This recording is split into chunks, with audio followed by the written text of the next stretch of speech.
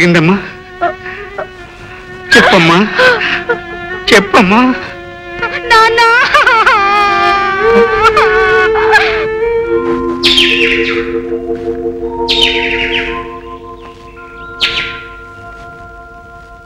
Rangayya, report ఇచ్చావు కదా, ఇక నువ్వేం దిగులు పడకు. నీ కూతుర్ని నాశనం చేసిన వాళ్ళను చట్టం పట్టుకుని కడగడాల్లో పెట్టి తీరుతుంది. రంగయ్య, మళ్ళాంటి పేదోళ్ళకి వీళ్ళ దగ్గర న్యాయం జరగదు. ఈ పోలీసు వాళ్ళు పెద్దోళ్ళ ముందు చేతులు కట్టుకుని నిలబడతారు. డబ్బున్నోళ్ళు పిల్లలు తప్పు చేసినా వాళ్ళని చేయరు. అయితే మనకి న్యాయమే జరగదంటావా కోపై మావ? జరుగుతుంది. మళ్ళాంటి వాళ్ళకి న్యాయం జరిపే మనిషి ఒకడే ఒకడున్నాడు. ఎవరతను? పరశురాం బాబు. పరశురాం బాబా?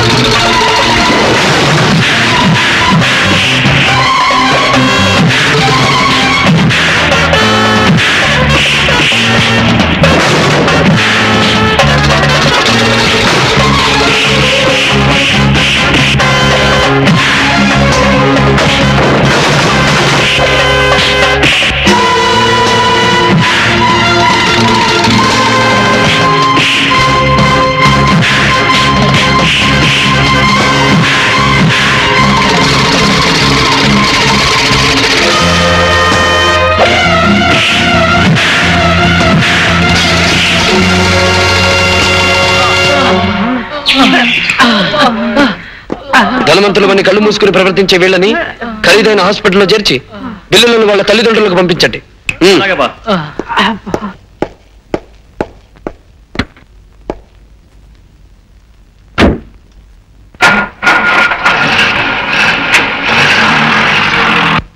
ఏమిటి నువ్వు చెప్పేది? ఆ గోవిందయ్య గాడు ఈ మటన్ కత్తి మస్తాన మాటే కాదంటాడా? కాదన్న వాడి నోటితోనే అవుననిపించాలి. గోవిందయ్య, హోటల్ ఖాళీ చేస్తావా లేదా?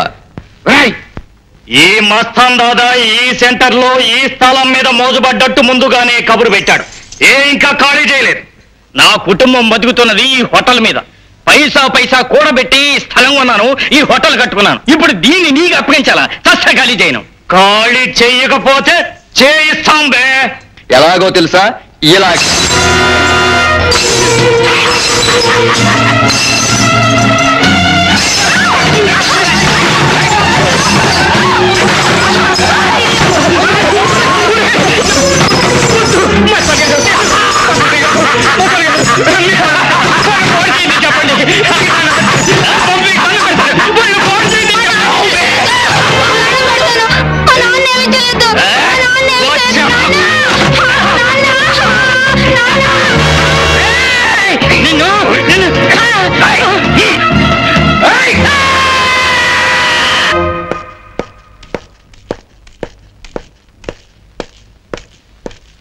నమస్కారం బాబు.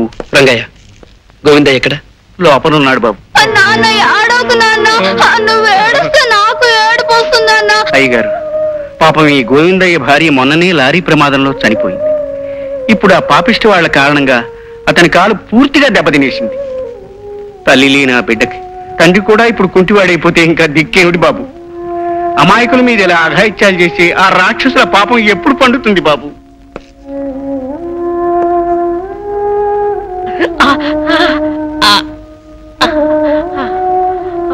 సిస్టర్, ఈ ఇతని తక్షణ ఆపరేషన్ థియేటర్ చేర్చే ఏర్పాట్లు చేయండి.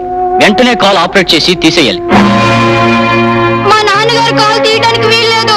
డాక్టర్ గారు మీకు దండం పెడతాను, మా నాన్నగారు కాల్ తీసేయొద్దు. తీసేకి తప్పదు బాబు, లేకపోతే కాలు కుళ్ళిపోయి శరీరం అంతా విషం వ్యాపించి ప్రాణానికే ముప్పు రావచ్చు. డాక్టర్, గోవిందయ్య కాలు తీసేయడానికి వీల్లేదు. అతని ప్రాణానికి ప్రమాదం జరగడానికి అంతకంటే వీల్లేదు. వెంటనే foreign return chief surgeon doctor ముఖర్జీకి కబురు చేయండి. వాట్? ఇండియాలో కల్లా పెద్ద సర్జన్ డాక్టర్ ముఖర్జీని ఈ కేసు కోసం పిలవమంటారా? ఆయన ఎందుకు వస్తారు సార్? వచ్చి తీరతాడు.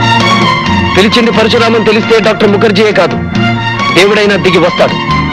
Keshava, yes boss. గోవిందయ్య మీద ప్రతాపం చూపించిన మనుషులెవరు? మస్తాన్ ముఠా మనుషులు బాస్.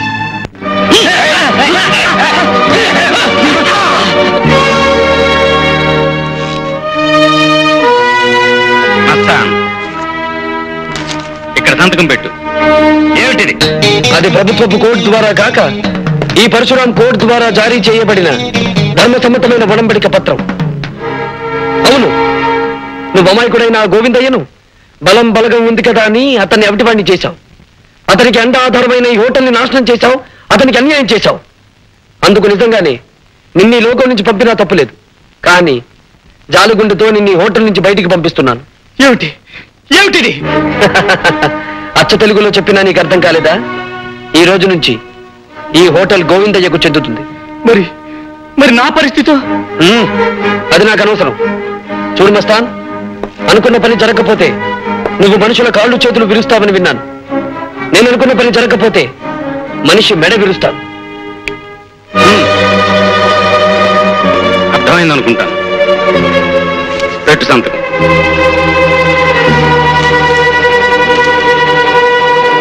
కేశవ, వెళ్ళి కారు సిద్ధం చెయ్యి.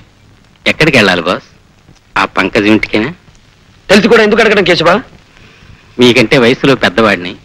కొన్నాళ్ళుగా మీతో ఒక్క మాట చెప్పాలనుకుంటున్నాను. తప్పుగా అనుకోరు కదా? చెప్పు కేశవ, చెప్పు. ఏం లేదు, డబ్బుతో కొనుక్కునే ఆడదాని పొందులో మగాడికి సుఖం దొరుకుతుందేమో గాని శాంతి దొరకదు. అందుకే నా మాట విని మీరెవరైనా ఒక చక్కటి అమ్మాయిని చూసి పెళ్లి చేసుకుంటే. కేశవ, పెళ్లి అనే పదం వింటే నా గుండె మండే కొండలా మారిపోతుంది. బాధ పెట్టే గతం మళ్ళీ నాకు గుర్తొస్తుంది. ఇంకెప్పుడు ఆ విషయం నా దగ్గర తీసుకురావద్దు కేశవ, తీసుకురావద్దు. కొన్ని మర్చిపోవడం కోసమే సొమ్ముతో కొన్న ఈ ఆల్కహాల్ని, ఆడదాన్ని నమ్ముకోవాల్సి వస్తుంది. వెలుగు చీకట్ల మధ్య, ఆటుపోటుల మధ్య ఇలాగే సాగిపోతూ అంతమవ్వాలి బ్రతుకు. అర్థమైందా? అలాగే బాస్.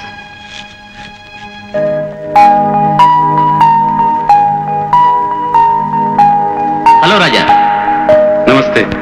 జమీందార్ రఘుపతిరావు గారి కుమారుడు రాజా విదేశాల నుంచి తిరిగి వచ్చిన సందర్భంగా ఘనమైన స్వాగతం ఇవ్వడం జరిగింది. రాజా గౌరవార్థం రేపు సాయంత్రం బ్రహ్మాండమైన పార్టీ జరగబోతోంది. నీ కారణంగానే నా జీవితం ఇలా మలుపు తిరిగిందిరా. లేకపోతే నా రాధతో నా బ్రతుకు గతంలో లాగే తీయటి పాటలా సాగిపోతూ ఉండేది. మన మ్యారేజ్ యానివర్సరీ ఎప్పుడు జరుగుతుందంటావు? సరిగ్గా మన పెళ్ళైన ఏడాదికి. ఎప్పుడు నువ్వు నీ జోకులను అక్కడికి నువ్వు ఏదో తక్కువ తిన్నట్టు. సరే, నువ్వు ఎక్కడ ఉండు, నేను వెళ్ళి కూల్ డ్రింక్స్ తీసుకొస్తాను.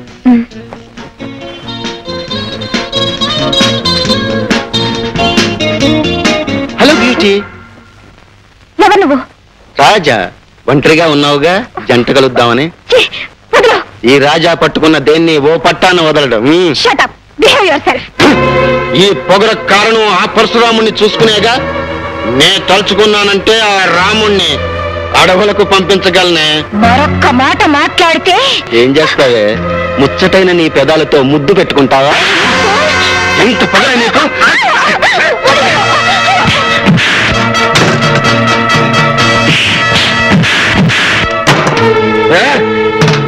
ఒంటరిగా ఉన్న ఆడదాని మీద చేయి చేసుకోవడం మగతనం కాదురా. నీకంతగా ధైర్యం ఉంటే నాతో చూసుకోరా.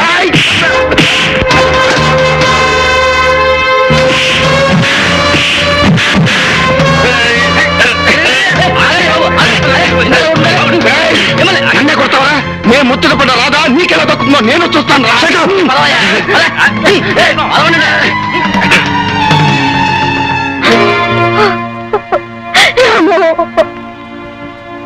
రాధ, ఇంకా ఎందుకలా నీలో నువ్వు బాధపడతావు?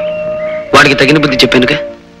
నేను బాధపడేది వాడు పట్టుకున్న విషయం తలుచుకొని కాదు, పెళ్లి కానీ నా పరిస్థితి తలుచుకొని. రాధ, నీ భయం నాకు అర్థమైంది. ఇంతకాలం ఉద్యోగం కోసం ఆగానే తప్ప నిన్ను దూరంగా ఉంచాలని కాదు. ఇప్పుడు నాకు అనిపిస్తుంది మన పెళ్ళై నువ్వు నా జీవితంలోకి అడుగు పెడితే నాకు అదృష్టం కలిసి రావచ్చు. రేపే నీ మెడలో 3 ముళ్ళు వేస్తాను. రాధా,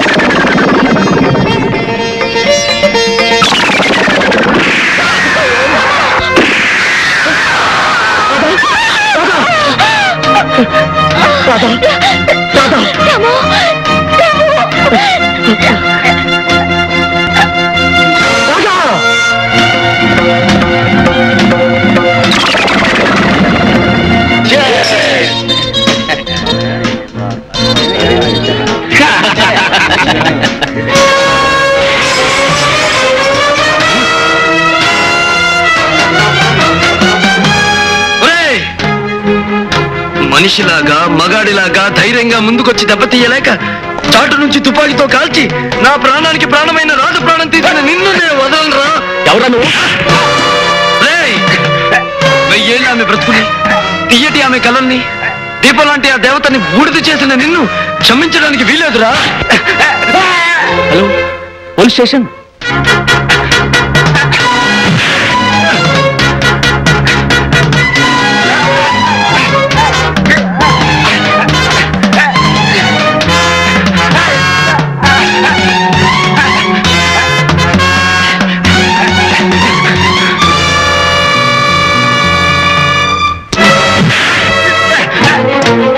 ఈ పరశురాముడి చేతుల్లో నుంచి నువ్వు తప్పించుకోలేవు. నీ ఎంత చూస్తాను.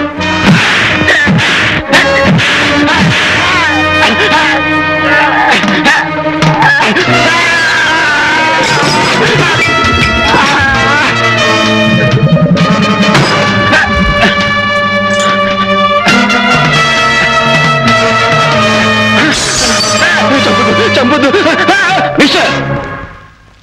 పట్టపగలు పెద్ద మనిషి ఇంట్లో ప్రవేశించి హత్య చేయాలనుకుంటున్నావా? ఎంత ధైర్యం నీకు? ఇన్స్పెక్టర్, దోషిని నేను కాదు. పట్టపగలు పవిత్రమైన ఆలయం ముందు కొత్త పెళ్లి కూతురిని దయాదాక్షిణ్యం లేకుండా దారుణంగా హత్య చేసిన అంతకుడు వాడు. నేరస్తుడిని నేను కాదు ఇన్స్పెక్టర్, వాడు వాడు. Shut up. అర్థమైంది ఇన్స్పెక్టర్, అర్థమైంది. అన్యాయమైన పేదవాడి ఆర్తనాదాన్ని మీ చట్టం పట్టించుకోదు. దారుణంగా దెబ్బతిన్న దీనమైన పేదవాడికి అన్నిటికీ మీ కోర్టులు న్యాయం చెయ్యవు. కాకి బట్టలు, నల్ల కోట్లు, న్యాయస్థానాలు అన్ని డబ్బు కమ్ముడిపోతున్న ఈ లోకంలో సర్వనాశనం అయ్యేది పేదవాడి. అలాంటి వాడి కోసం, వాడి కన్నీళ్లు తుడవడం కోసం, వాడి కష్టాల్ని పోగొట్టడం కోసం ఈ రాముడు పరశురాముడై ఓ కొత్త న్యాయస్థానాన్ని సృష్టిస్తాడు. అక్కడ నిజమైన దోషులందరినీ నిలబడతాడు.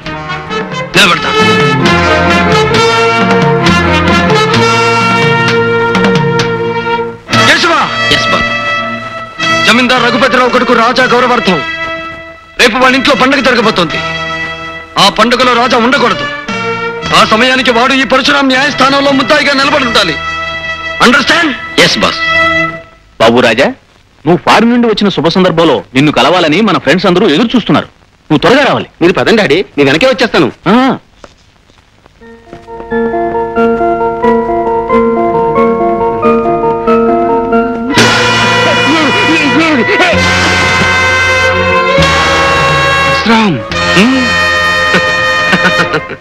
విదేశాలకు పారిపోయినా నీ జ్ఞాపక శక్తి ఏ మాత్రం తగ్గనందుకు చాలా సంతోషం.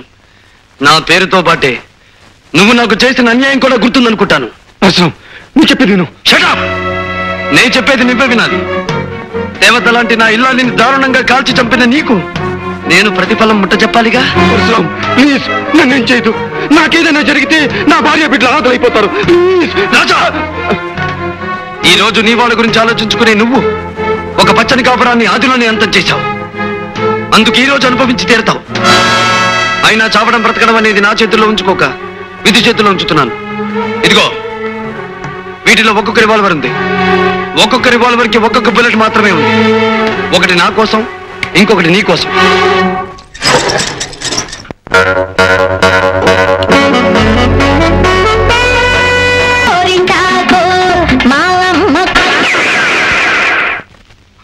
వద్దు,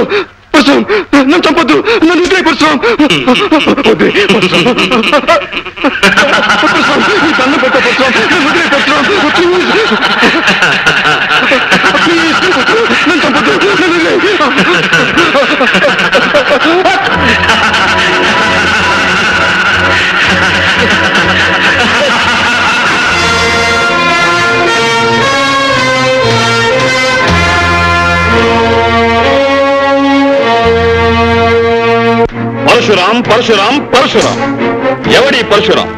న్యాయాలు తీర్పు చెప్పే అధికారం ఇతనికి ఎవరిచ్చారు? తనకు నేరస్తు అనిపించే వాళ్ళను శిక్షించే హక్కు ఇతనికి ఎక్కడిది? తనకు నచ్చిన వాళ్ళను దెబ్బతీసి తను మెచ్చిన వాళ్ళని చేరదీసే అధికారం ఇతనికి ఎవరిచ్చారు? ఐశ్వర్యవంతుల బిడ్డల్ని అదరగొట్టి అధికారులను అడ్డు తప్పించుకు తిరిగే ఇతన్ని పట్టి శిక్షించే అవకాశమే లేదా? సార్, ఈ పరశురాం చాలా తెలివైనవాడు. తలుచుకున్న పని చేస్తాడు, చేసిన పనికి సాక్ష్యాలు ఆధారాలు లేకుండా చేస్తాడు. మన డిపార్ట్మెంట్ ఎంత తెలివిగా వాళ్ళ పనినా తప్పించుకు తిరుగుతున్నాడు సార్. తప్పించుకుంటున్నాడని ఊరుకుంటే అది మన డిపార్ట్మెంట్ తప్పు అవుతుంది. అతన్ని ఏ విధంగానైనా చట్టం పట్టుకు తీరాలి. పరశురామును ఒకసారి పిలిపించండి. Okay sir. మిస్టర్ పరశురాం, నేను అడిగే ప్రశ్నకి మీరిచ్చే సమాధానం ఏమిటి? ఎక్స్క్యూజ్ మీ రంగారావు సార్, మీరు మా లాయర్. చట్టం గురించి మీకు తెలుసు, న్యాయం గురించి ఆయనకు తెలుసు. కనుక మీ ప్రశ్నలకు సమాధానం చెప్పగలిగింది నేను కాదు, ఆయన. ఐసి, ఇంతకీ మీకు తెలుసున్నదేమిటో? ఒకే మాటతో ఒకే బాటలో నీటుగా సూటిగా నడిచిపోవడమే నాకు తెలుసు. నేను వెళ్ళి రావచ్చుగా? You can go. Thank you sir.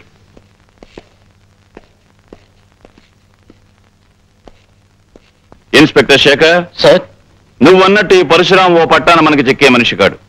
ఇతని కేసు హ్యాండిల్ చేయగలిగిన వాడు ఒక్కడే ఉన్నాడు. ఎవరు sir? Vizag police ASP mister Vijay. What? నేను వెంటనే బయలుదేరుస్తున్నాను. I will smash those bastards.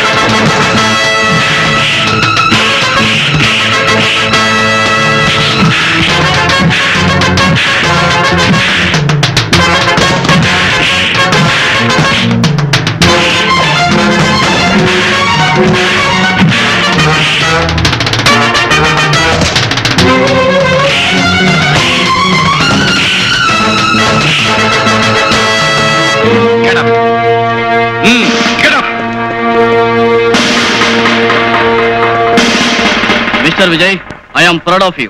ప్రజల్లో పోలీస్ డిపార్ట్మెంట్ పరపతిని పరువుని పెంచి నీలాంటి పోలీస్ ఆఫీసర్ను చూసి గర్వపడుతున్నాను. నీ సాహసాన్ని గుర్తుగా మన డిపార్ట్మెంట్ తరపున నీకు బంగారు పథకాన్ని కానుగ్గా అందిస్తున్నాను. Thank you very much. ఈ బంగారు పథకం నా బాధ్యతని మరింత పెంచింది. బాధ్యత ఎంత పెరిగినా దాన్ని నువ్వు సక్రమంగా నిర్వర్తిస్తావనే నమ్మకం నాకుంది mister Vijay. Thank you sir. But one thing, ఇక నుంచి నీ విజయాలు వినటమే తప్ప చూసి ఆనందించే అవకాశం మాకు లేదు. అదేమిటి సార్? విజయ్, నిన్ను ట్రాన్స్ఫర్ మీద హైదరాబాద్ పంపమని సెంట్రల్ గవర్నమెంట్ నుంచి ప్రత్యేకమైన ఆర్డర్స్ వచ్చాయి. హైదరాబాద్ ట్రాన్స్ఫరా? అవును. ఎవరూ సాల్వ్ చేయలేని ఒక ముఖ్యమైన కేసు విషయంలో నిన్ను అక్కడికి పంపించమని అక్కడ మన డిపార్ట్మెంట్ నుంచి రిక్వెస్ట్ వచ్చింది. మిస్టర్ విజయ్, పేరుకు తగ్గట్టుగానే నువ్వు ఎక్కడికి వెళ్ళినా విజయం సాధిస్తావని ఆశిస్తూ సాధించాలని మనసారా కోరుకుంటున్నాను. Wish best of luck. Thank you sir. Lakshmi, అక్కడే ఒక క్షణం ఆగండి శ్రీవారు. శ్రీమతి గారి ఆజ్ఞ పాటించక తప్పదుగా. ఇంతకీ ఏమిటో కథ? అబ్బా, సరిగ్గా నిలబడండి.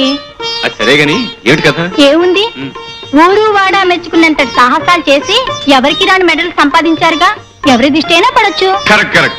ఎవరి దృష్టి అయినా నా మీద పడి నాకు దిష్టి తగలచ్చు. కానీ ఇలా హారతి పళ్ళం చుట్టూ తిప్పి దిష్టి తీయడం కంటే ఒక పవర్ఫుల్ పద్ధతిని ఈ మధ్యనే ఒక సన్యాసి కొత్తగా కనిపెట్టాడు. పవర్ఫుల్ పద్ధత? అవును. ఆ పద్ధతి అనుసరించి పొద్దున్న, మధ్యాహ్నం, సాయంత్రం, రాత్రి, అర్ధరాత్రి, వేకువజామున ఎప్పుడైనా సరే తీయొచ్చు. అలా గనక దిష్టి తీస్తే ఎట్టి పరిస్థితుల్లోనూ దిష్టి తగలదు. ఏమిటండి అంత గొప్ప పద్ధతి? దానికి ఏం చేయాలంటారు? చెప్తాగా, పద. ఇలా కూర్చో. కూర్చున్నావుగా, ఇప్పుడు నువ్వు కళ్ళు మూసుకోవాలి. కళ్ళు మూసుకున్నావుగా, ఇప్పుడు ఏం జరిగినా సరే కళ్ళు తెరవకూడదు.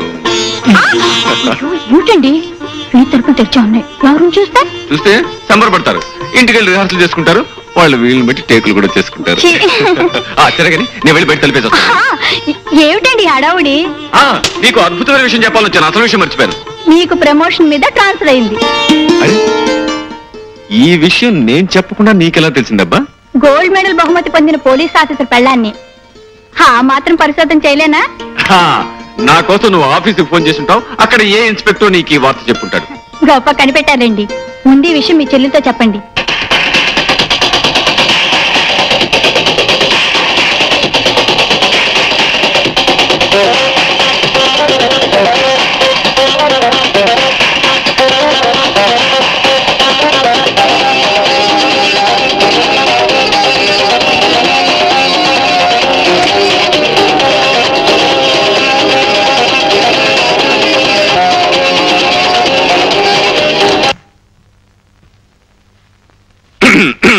ఏమిటన్నయ్యా, ఎందుకు ఆఫ్ చేసావు? నాకు తెలియకూడతాను చెల్లెమ్మా. రాత్రి పగలు ఈ టేప్ రికార్డర్కి రెస్ట్ అనేది ఇవ్వకుండా మ్యూజిక్ పెట్టుకుంటావు కదా, నీకు విసిగనిపిస్తుంది? మ్యూజిక్ వింటవా? నేను కాలక్షేపానికి మ్యూజిక్ వింటూ కూర్చోలేదన్నయ్యా. మరేం చేస్తున్నావమ్మా? ఎక్సర్సైజ్ చేస్తున్నాను. Exercise 1 2 3 go. ఫ్యాంటాస్టిక్. ఈ ఎక్సర్సైజ్ కంటే మంచి ఎక్సర్సైజ్ ఇంకోటి చెప్పనా? ఒళ్ళు వంచి ఇంట్లో సామానంతా ప్యాక్ చేయడం. సామాన్లన్నీ ప్యాక్ చేయడమా? ఎందుకని? నాకు ట్రాన్స్ఫర్ అయింది కనుక మన ఇక్కడి నుంచి జెండా ఎత్తేస్తున్నాం. ఏ ఊరికన్నయ్యా? ఎక్కడికో విన్నావంటే ఎగిరి గంతేస్తాం. అబ్బా, నన్ను ఊరించుకు చెప్పు అన్నయ్యా. చెప్పు. ఎక్కడికి? హైదరాబాద్. హైదరాబాద్ వండర్ఫుల్. నిజంగా మా అన్నయ్య సో గ్రేట్. అన్నట్టన్నయ్య, ఇందాక ఉదయం చెప్పింది నీ సాహసానికి మెచ్చి మీ డిపార్ట్మెంట్ మళ్ళీ నీకు గోల్డ్ మెడల్ ఇచ్చిందటగా? కంగ్రాచులేషన్స్. ఇప్పుడున్న గోల్డ్ మెడల్స్ కాకుండా ఇంకా 100,000 మెడల్స్ రావాలి. అవి తల నుంచి కాళ్ళ వరకు తగిలించుకోగా ఇంకా చోట్లేక మరికొన్ని మిగిలిపోవాలి. అవి నీ చెల్లెమ్మ తగిలించుకోవాలి. అది సరే, నిజంగానే ఈ బంగారు పథకాలన్నీ నీ సాహసానికి మెచ్చి ప్రభుత్వం ఇచ్చినవేనా అన్నయ్య? కాదమ్మా, అసలు ఏమిటో చెప్పనా? ఇవన్నీ నేను బజార్ నుంచి కొనుక్కొచ్చాను.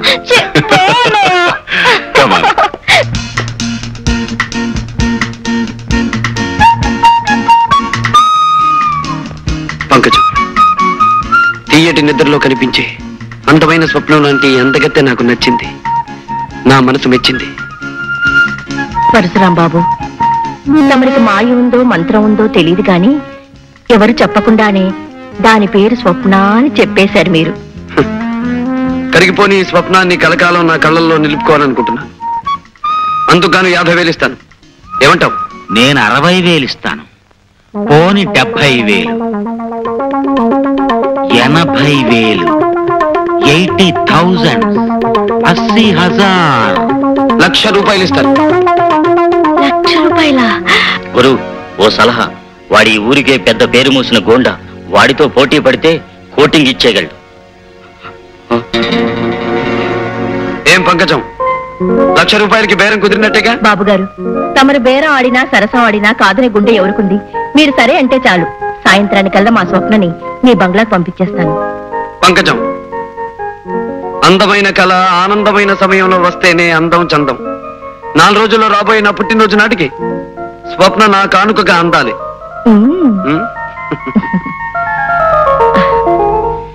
మిస్టర్ విజయ్. Yes sir. ఇది పరశురాముకు సంబంధించిన ఫైల్. సాక్ష్యాలు లేకుండా అతని మీద బనాయించిన కేసుల గురించి, ఆధారాలు లేకుండా అతని మీద ఇచ్చిన రిపోర్ట్ల గురించి, రుజువులు లేకుండా అతను చేసిన పనుల గురించి ఇందులో అన్ని వివరాలు ఉన్నాయి. Okay sir. నీ ఉద్యోగాన్ని, నీ కర్తవ్యాన్ని, నీ బాధ్యతను దృష్టిలో ఉంచుకొని సాక్ష్యాధారాలతో అతన్ని అరెస్ట్ చేస్తామని ఆశిస్తున్నాను. ఈ బాధ్యత నిర్వర్తించడంలో అవసరమైతే నా ప్రాణాలు సైతం లెక్క చేయనని ప్రమాణం చేస్తున్నాను sir. Best of thank you sir.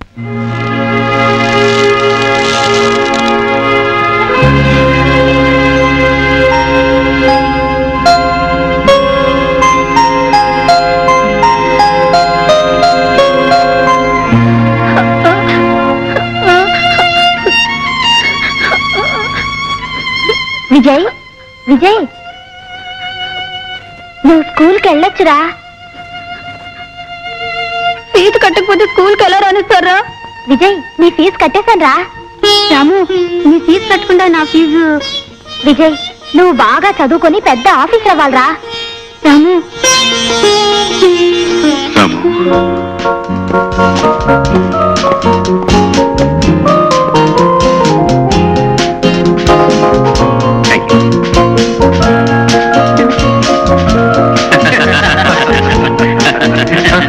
అదండి విషయం. విజయ్,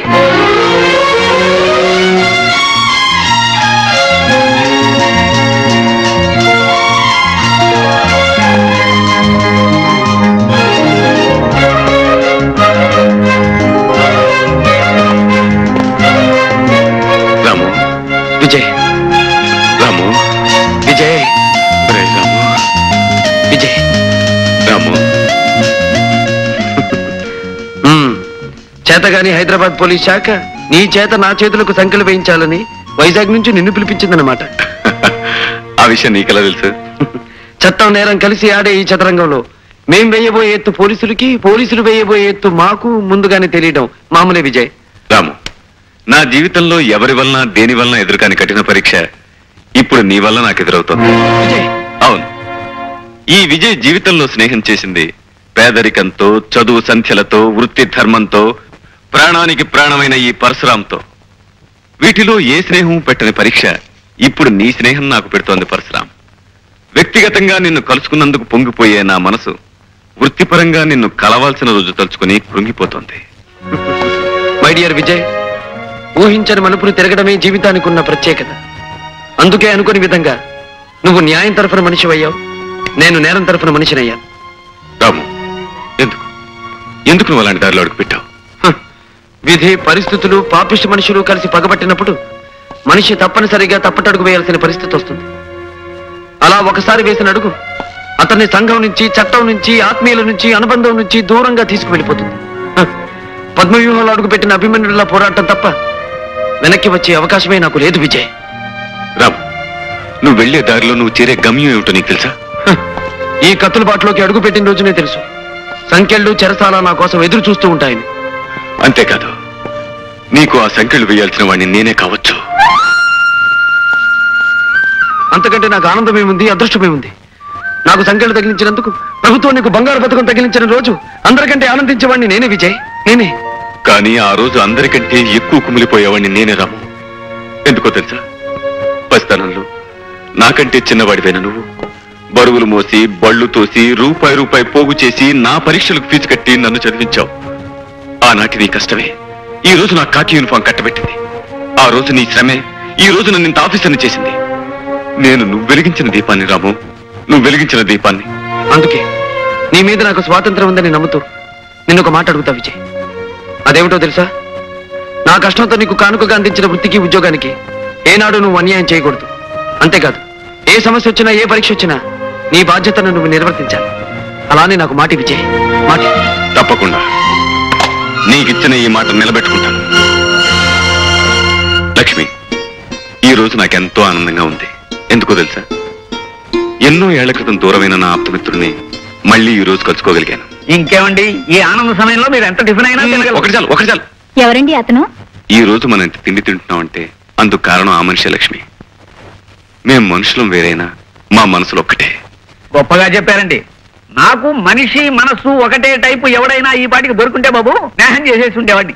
అసలు స్నేహం అంటే బాబు, డింబు, నీకు ముందు తెలియాల్సింది స్నేహం అంటే ఏమిటో కాదు, చట్నీ అంటే ఏమిటో తెలియాలి.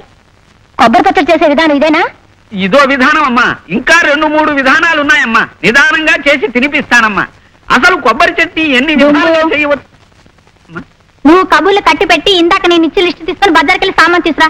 వెళ్ళు. అలాగే అమ్మా. ఆ ఉపాహారంలో ఉప్పు కారం ఎక్కువైనాయని వదిలేయకండి, అవి పెడుతున్నా. దుఃఖమ్మా ఇంకో 2 దోశలే. వచ్చావా మావా? ఏమిటే నన్ను చూడగానే నీ మొహం స్పెషల్ దోశ ఎంత అయిపోయింది?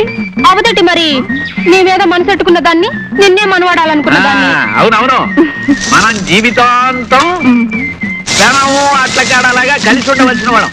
ఏది 2 దోశలు పడాయి. తిను మావా. మావా నన్ను కట్టుకుంటే నా దోశ తింటూ నాతో ఉంటూ బతుకంతా చక్కగా గడపొచ్చు. అరంగుళం మందాన 6 అంగుళాల కైవారం ఉన్న నీ దోశకి అలవాటు పడ్డవాడిని నిన్నుగాక ఇంకెవరిని చేసుకుంటానే. మనం తొందరగా మనవాడేయాలి మావా, లేకపోతే నా కాడి దోసుకొచ్చిన పెత్తి అదవా దొంగ సూపు చూస్తున్నాడు.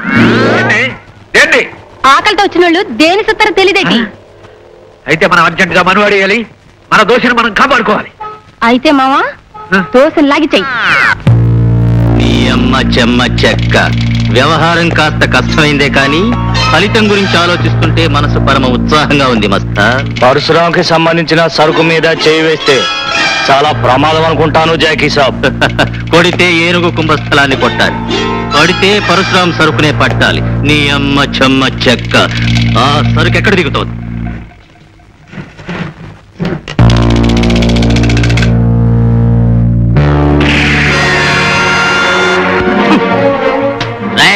నీ అమ్మ చెమ్మ చెక్క. కదిలారంటే తలకాయలన్నీ పుచ్చకాయల్లా పేలిపోతాయి. పీటర్ బాస్, ఆ మిగిలిన సరుకంతా లారీలో లోడ్ చేయించి మన స్థావరానికి చేర్పించు. Okay boss.